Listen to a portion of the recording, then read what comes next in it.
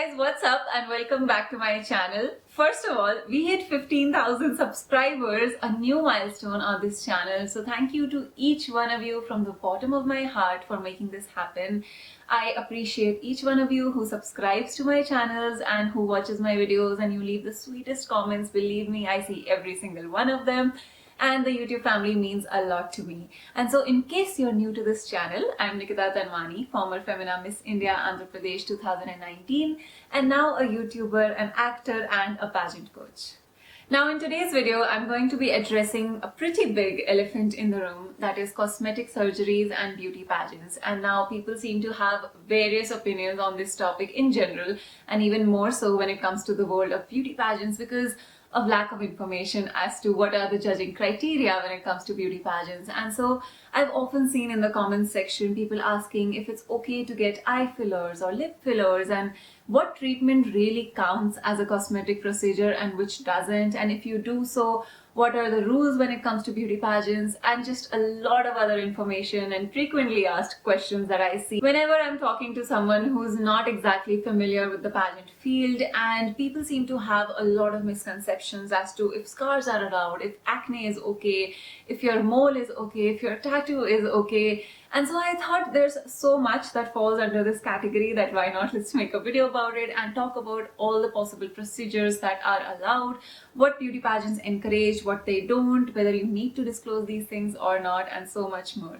So if you're interested in this topic and the world of pageants, then keep watching. But before that, don't forget to subscribe to my channel in case you haven't already, because I know 15,000 of you have, but there are plenty of you who haven't subscribed. So if you hit the subscribe button down below, you will not miss out on further videos and you will get notified if you hit the bell icon down there as well. And also don't forget to follow me on my Instagram so that you don't miss out on further updates and more exciting content that I share over on my social media as well.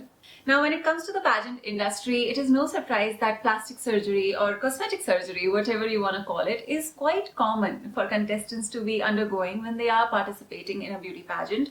Now, the frequency of it and how relevant and prevalent it is in pageant field varies from country to country. I have noticed that it happens a lot more in countries outside of India.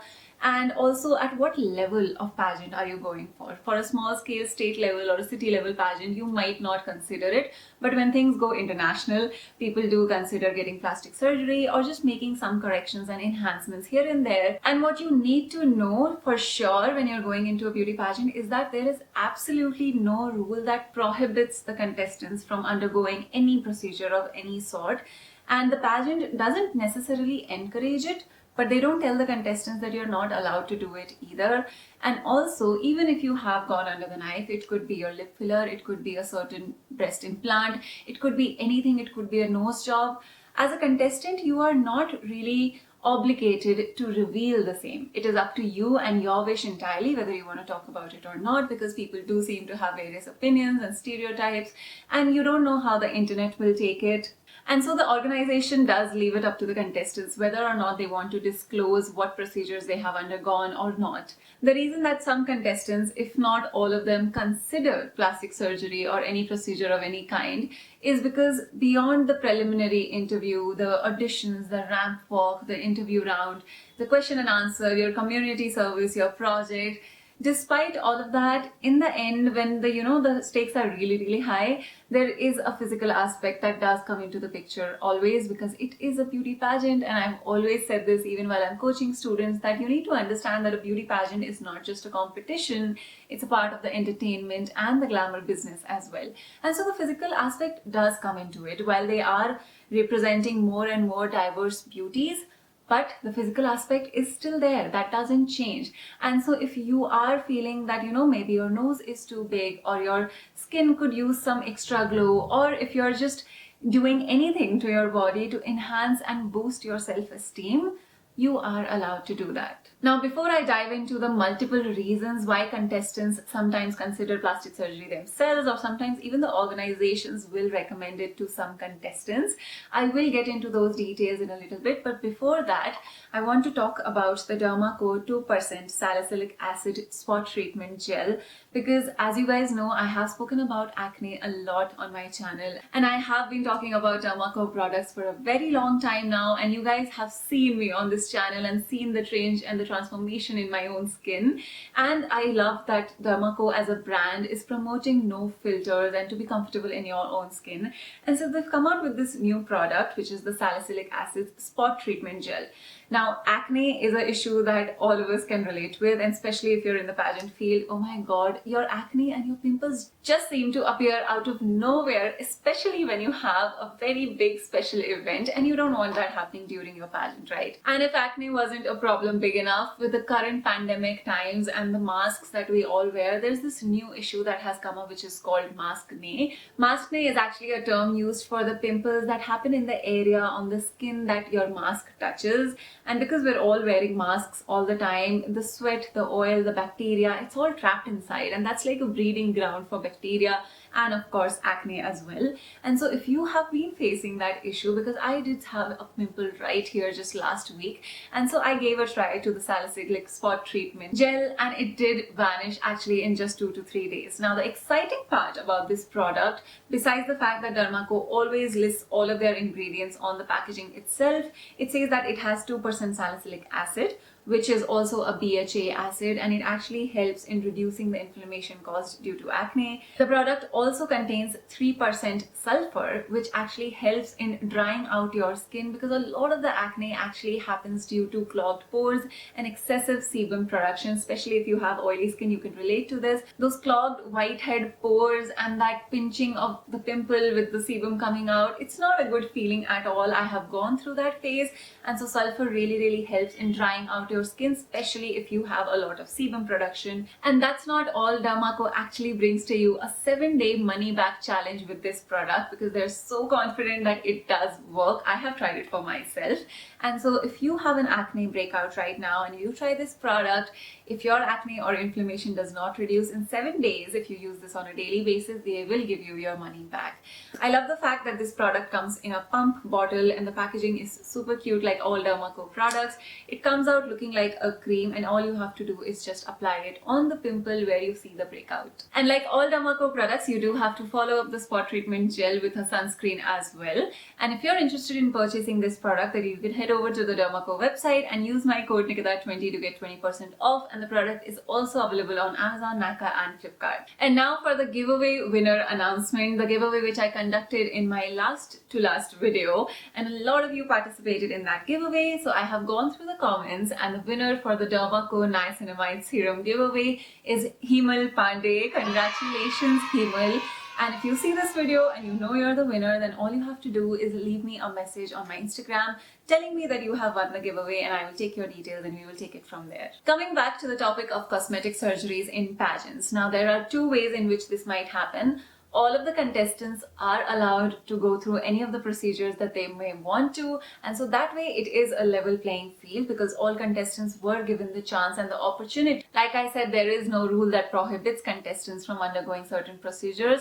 And something else that does happen in beauty pageants is that after you have won, for example, the national level pageants, the organization themselves during the national pageant or after that may recommend certain procedures for certain contestants, especially the winners in some cases. And if the organization is recommending that procedure to the contestant, then the expenses are borne by the organization themselves. So we have seen in the past that the organizations might ask for someone to get a hair transplant if they have thinning hair, to get a lip filler, to get an under eye filler, because there are certain physical aspects that international pageants do look at. And when there is so much time and money invested in a contestant, they don't want to take any chances that the result has been affected solely because of a certain procedure that could have been done. And the reason behind doing all of these procedures is not just the pageant itself, but you also have to understand, like I said, that pageant contestants and winners, that is title holders, do end up getting a lot of modeling assignments or acting projects.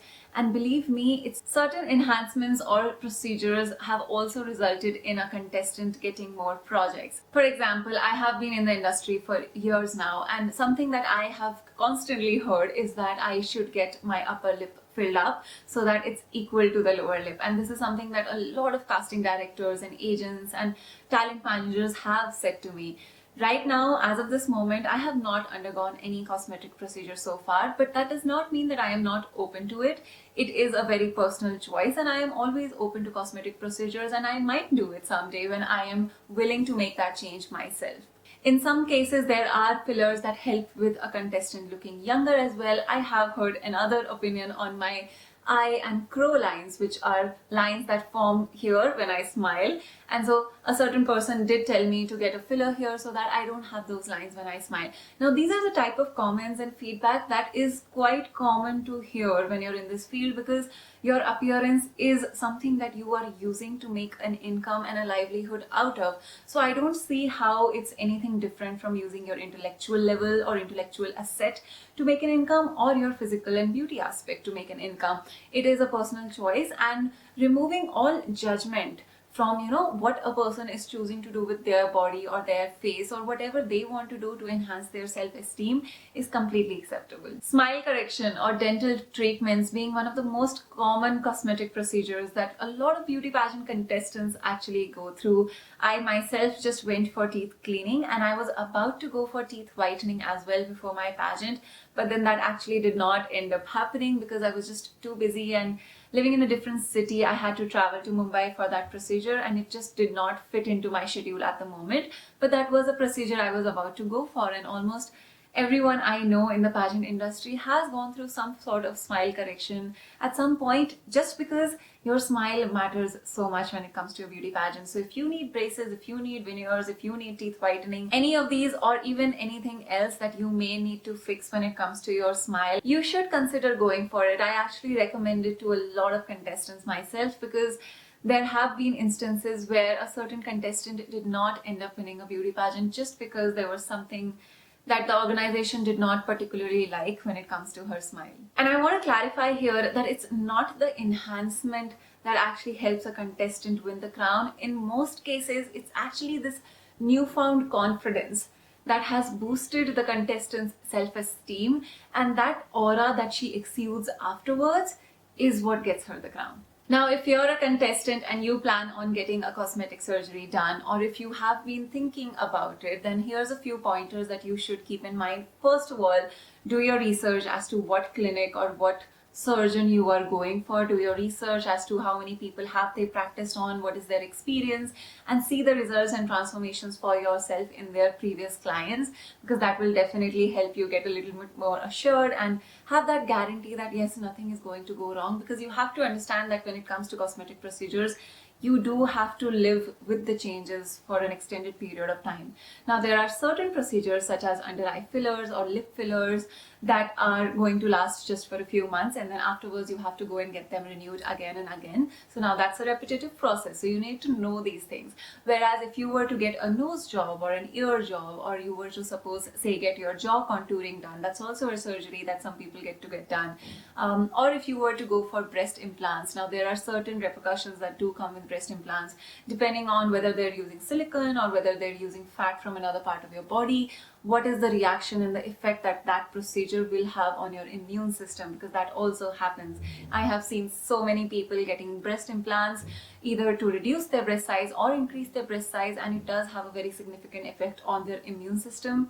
So you need to check these things with your doctor, with your physician and your surgeon beforehand. Do your research and be very, very satisfied with every aspect of the procedure before you walk into that, because you are doing this to feel more confident, and so that is the only repercussion or the only effect that the procedure should have, and it should not leave you feeling insecure about something else instead. Now, while this is a side of cosmetic surgery, there are certain treatments that contestants do get just to make their job a lot easier during the beauty pageant, such as getting their eyebrows tattooed or getting lash extensions. Now, these are some things that I've seen a lot of contestants get, and what it does is it's not a major enhancement or a change in your facial structure or your body as such, but it is going to save you a lot of time while getting ready during the beauty pageant. If your eyebrows are tattooed, for instance, you don't have to spend time filling them in. If you have lash extensions going on, even with your no makeup look, you are going to look a lot more presentable. And if you have that insecurity that your eyes or your brows do not have enough hair and you look completely different as a person when you wake up in the morning compared to when you do your makeup afterwards, then that is a good idea to go ahead and do that. For example, I got certain hair treatments done. That way anyone else could get their nails done, could get their eyebrows done, their lashes done, their lips done. It's all a personal choice. Now, a very controversial question that is actually often asked even during pageant interviews is that Is allowing cosmetic surgery similar to doping in athletic events? And the answer to that question is actually no, because doping is illegal, whereas getting cosmetic surgeries done or plastic surgeries done for a beauty pageant is actually allowed. Like I said, every contestant is allowed to get a certain procedure, and whether she wants to disclose it or not is actually the contestant's personal choice. So that way it's actually a level playing field, and just because you got a certain cosmetic procedure to make your face or make your body look a certain way, that actually does not mean that you get a bigger advantage in the competition, because that's just not how beauty pageants work.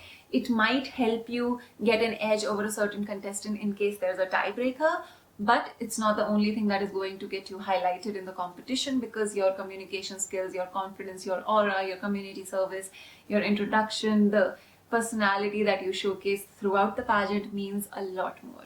And so these are some of the things that I wanted to share with all of you guys when it comes to beauty pageants and cosmetic surgeries, and what all things you need to keep in mind and what all points you need to know before you head into a pageant and consider getting any of these procedures. Because what you do have to understand is that while the pageant is just going to be one night, the cosmetic changes that you will undergo will last you much longer than that. So are you ready to live with that change? And only do it if it really, really makes you happier as a person and you are ready to accept that as a part of yourself. That is all for today's video, guys. I hope you guys found this video informative and you enjoyed this topic of today's video. And I hope to bring forward more such videos on certain topics that haven't been spoken about when it comes to the beauty pageant industry. I'd love for you to tell me your thoughts on today's video in the comment section below, and also leave some more inputs and topics that you would like for me to talk about when it comes to the world of pageants. As always, I love you guys so much, and I will see you very soon in my next video. Bye!